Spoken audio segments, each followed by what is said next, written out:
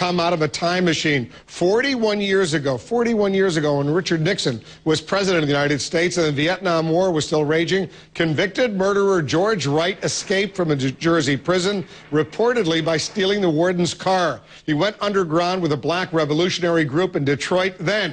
In 1972, Wright, dressed as a priest and fellow militants, hijacked an airliner. That was back when hijackings happened on an average of once a week. There was a ransom drama in which FBI agents delivered a then record $1 million dressed in bathing suits to show they were unarmed.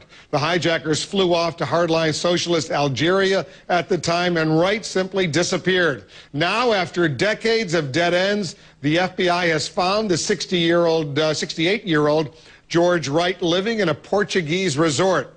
CNN's Dan Rivers is now there. Dan, what do we know about this man's life in Portugal? Well, he has lived, Wolf, a very modest and quiet life by all accounts here. This is his house right behind me. It's a very cute little cottage here in the little village of Casas Novas. It's a tiny little place of a few hundred people, and he was really just kept himself to himself. He was a house painter. He tried a few small businesses, a corner store and a sort of barbecue business, but really living a very modest life, and a modest means. People here had absolutely no idea of the extraordinary life story behind him, as you say, being convicted of that murder and an armed robbery, being locked up, escaping from prison, hijacking a plane with $1 million ransom, escaping to Algeria, and then disappearing. And clearly, well, he surfaced here some 20 years ago. This is where he's been for 20 years.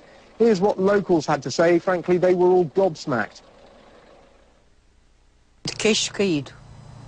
My jaw dropped open.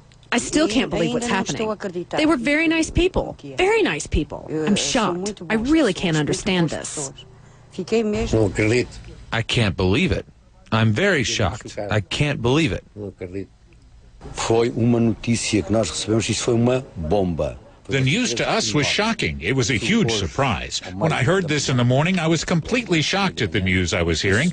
Well, with the news I was hearing, that would surprise anyone. We weren't expecting it. We're told that George Wright married a Portuguese lady, which explains how he ended up here. They have a daughter and a son. But frankly, everyone here just can't believe it. As you heard, Wolf, they are totally amazed by this incredible, long-running drama, a man on the run for 41 years. So, Dan, what happens to George Wright now? Well, they're going to try and extradite him. The FBI, there is an extradition treaty here dating back to 1908. It could be complicated by the fact that he is married to a Portuguese national. We're unclear at the moment whether he himself had gained Portuguese nationality and a Portuguese passport. He was going under an alias here using the name Dos Santos.